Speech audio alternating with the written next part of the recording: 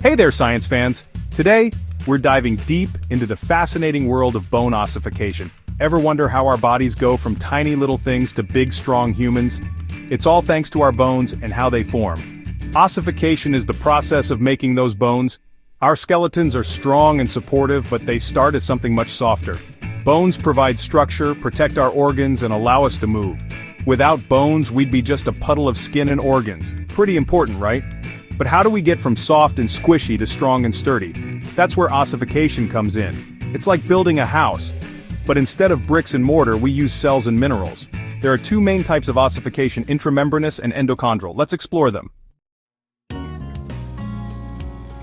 Intramembranous ossification is how most of our flat bones form, like the skull bones that protect our amazing brains. Think of a baby's soft spot. That's intramembranous ossification in action. This type of bone formation starts with something called mesenchymal tissue. It's like the construction site before a building goes up. Special cells called osteoblasts arrive and get to work. These osteoblasts are like tiny construction workers. They use minerals like calcium and phosphate to build a strong, hard matrix. This matrix is what gives bone its strength.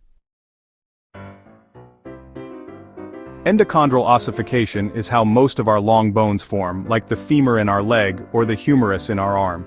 These bones need to be strong to support our weight and help us move. This process starts with a cartilage model. Cartilage is strong and flexible, but not as hard as bone. Think of it like the scaffolding that holds a building up while it's being built. In endochondral ossification, the first step is making that cartilage model. Chondroblasts, special cells that make cartilage, are the stars here. They lay down a framework of cartilage in the shape of the future bone. As the cartilage model grows, blood vessels start to invade.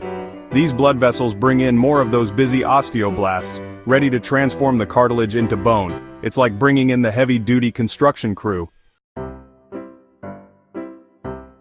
Section 5. Step 2. Bone cells get busy.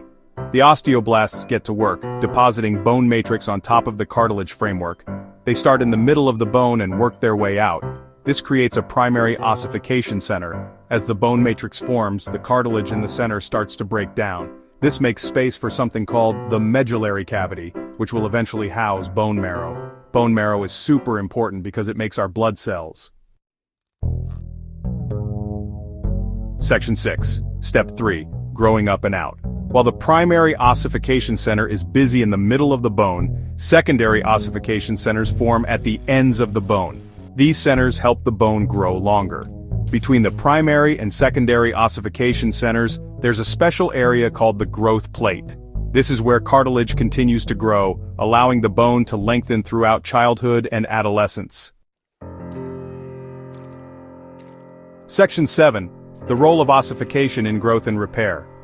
Ossification is essential for our growth and development. As we grow, our bones need to grow too. That's why we have growth plates. But ossification is also important for repairing broken bones. When we break a bone, our body uses the same process of ossification to heal it. Pretty neat, right? Section 8. Ossification, a lifelong process. Bone remodeling is a continuous process of breaking down old bone and building new bone. It's like constantly renovating your house to keep it strong and in good shape. This process is regulated by hormones and our diet. Getting enough calcium and vitamin D is important for strong bones throughout our lives. Section 9. The mighty skeleton, a wonder of engineering. So there you have it, the inside story of bone ossification. It's a complex and fascinating process that allows us to grow, move, and heal. Our skeletons are a testament to the amazing power of our bodies. They're strong, supportive, and constantly remodeling themselves to keep us going. So next time you take a step or jump for joy, remember the incredible process of ossification that made it all possible.